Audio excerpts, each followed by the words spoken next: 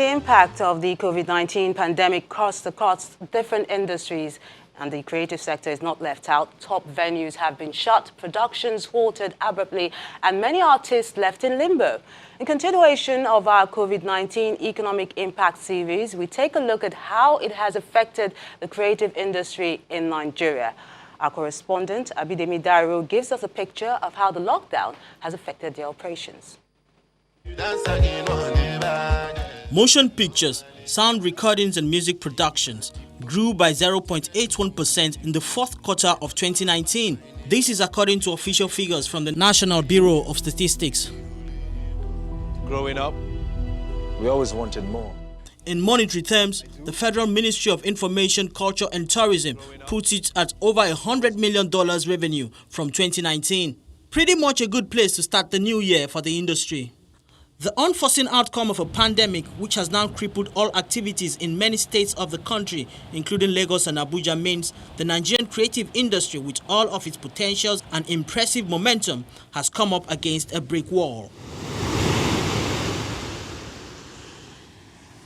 Entertainment and recreational venues are closed. Concerts and premieres have been cancelled, and the theatres are now a shadow of their rejuvenated vibrancy with the lights out. This stage that you're seeing right over my shoulders right now has showcased a good number of some of the classical Nigerian productions, including Queen Moremi, Saro the Musical, Waka, Fela and the Kalakuta Queens. But unfortunately, the curtains are fallen and the lights are going out because the world is at war with the raging coronavirus. Attire culture, big plans had already been made ahead of Easter celebration. A production that had received a huge investment, Alaji, was also running before the first case of COVID-19 was discovered in the country. All of this happened when we were in the middle of a production that was running, Alaji, and we had to shut it down. Some people wanted their money back. We had to refund them because we couldn't continue running the show. Some said, okay, they'll wait till when we have our next production. So the impact on the theatre industry has been massive. And in Nollywood, not only were investment lost with exhibition halls shut, a good number of running productions were also affected. Even before the government announced that we should lock down, I just felt from what was happening all over the world that it would be necessary for us to shut down the production. It was a TV series and we had about 3 more weeks to go, so it was a very difficult thing to do. In leave, don't be like this. You know that kind of thing. Have we got the chance? If we eat finish, now my other brother they wash plate now. And the bite gets even tougher for some young and upcoming comedians. So much so that the more established ones have to look out for them. If we do not support these guys now, first they will not know the relevance of being in the business. They will not know that people are there in the business who watch their back as well. They will not know what to do for the next generation after theirs. So it's best for us to then step up and give them some succor. We're not federal government, but we're giving 10,000 naira to the upcoming comedians. Wow. The creative industry is believed to be the second largest employer of youth after agriculture. The fate of the industry post-COVID-19 now hangs in the balance. Abidemi Dairo for Channels Television News. To discuss the impact of COVID-19 on the entertainment industry, we're being joined on the news at 10 by notable screen and stage actress and singer as well, Shafi Bello. A pleasure having you with us. My pleasure. Thank you for having me. Many producers are not smiling to the bank right now. They are counting their losses at a time like this because in most times there's really no insurance cover for the creatives. Why do you think it's difficult for companies to work with the creative industry? Well, I will give you one word: structure. We have no structure in place. So hence, when there is no structure, you have the financial industries and the big money. Those who can invest in the industry run away because there's no structure. So there is no insurance. Since I've been in the industry, I've never been insured on any location. For every production where there is no insurance, there is no way to get the insurance because we have no structure. A John can stand stand up and decide to start a production company. Get a director, get a screenwriter, and just start a production. Get the actors together, pay them, and start to put them on set. There is no I'll give you an example. There was a set that we were on, owned by a very huge network, and a lighting guy took a ladder and was fixing the light and fell down. They took him to the hospital. When they got to the hospital, they called the insurance company for this production house. And the insurance said to him, well, we didn't hire a construction industry. We hired a production company. So there is no insurance because we have no structure. Well, before this time, the industry was having a blast, before the COVID-19 pandemic. How do you think creatives can bounce back when this storm is over? The world as we know it, Melinda, is coming to an end, to a different norm. There is no way for us to bounce back. When this is over, we're talking about social distancing. I believe when this is over, we're probably going to be wearing our mask.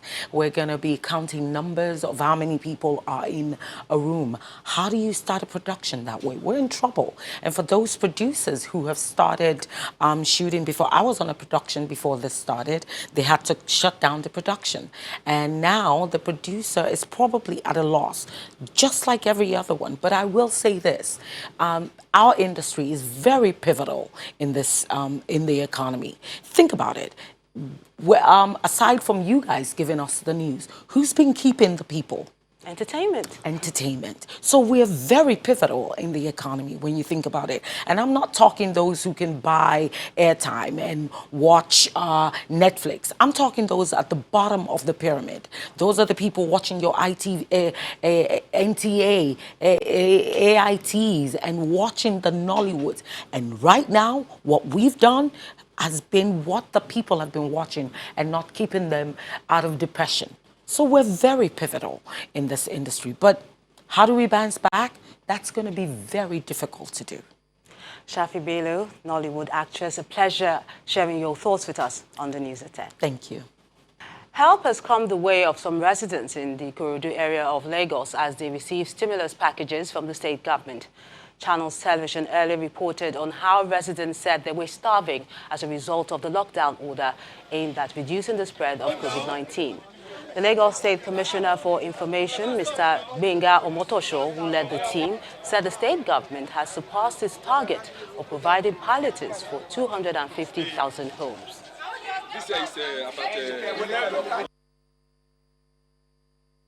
This is something that started as soon as the federal government announced this lockdown. The governor said the poor people in our society are not going to be left to their own devices. And he said we are going to package food for them, the poorest of the poor. People at the lowest rung of the ladder. And we have been doing that.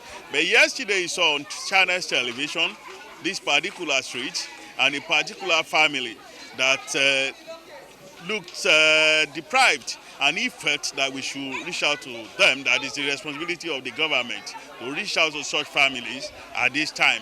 Even though many prominent Lagosians and worthy Lagosians are doing what we are doing today, looking out for other people who they can assist. But the governor felt personally that we should intervene in this area, and he said we should come here today, and we are here today. Let's find out what's happening in the world of business. Kayode is standing by with details.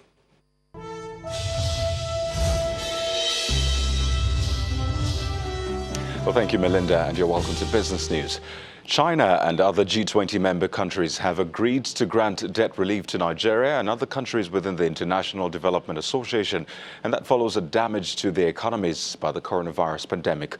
The president of the World Bank Group, David Malpass, who made this known today at the ongoing 2020 virtual spring meetings of the World Bank and the IMF in the United States, says the bilateral debt relief will take effect from May the 1st.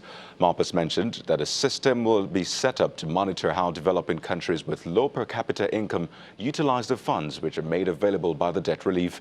Earlier this week, the IMF had announced debt relief to about 25 poor countries, excluding Nigeria. And a total of 11.44 trillion naira worth of transactions was carried out by bank customers on the point of sales, instant payment and electronic bills platforms in March. And that's according to the latest data from the Nigeria Interbank Settlement System. According to the NIBS report, the value of transaction from the NIP POS and e-bills platform grew by 34%, while that's against the amount recorded in 2019, while the volume of payments from the three platforms increased by 59% against the same period last year. The report further indicates that the month of March had the highest POS and instant payments in value and volume in the first quarter of the year, following the closure of many bank branches as a result of the lockdown and the restriction of movement being implemented in many states to reduce the spread of coronavirus. Let's head over to the stock market, where total value is few steps closer to regaining the 12 trillion naira level after more bargain hunting for high-cap equities added about 191 billion naira to previous gain. Chimeze Obiwagu has details of today's trading on the NSE.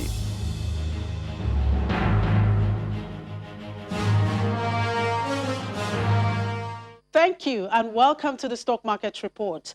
Nigerian equities market followed global trend as plans by the US and Europe to reopen the economy lifted risk appetite.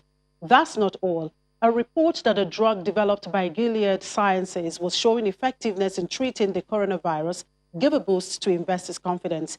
And so, the profit-taking we saw on Thursday could not last as investors' risk appetite got stronger, pushing the all-share index almost 2% higher. The interest is still on the consumer goods sector thanks to Nestle and Nigerian breweries.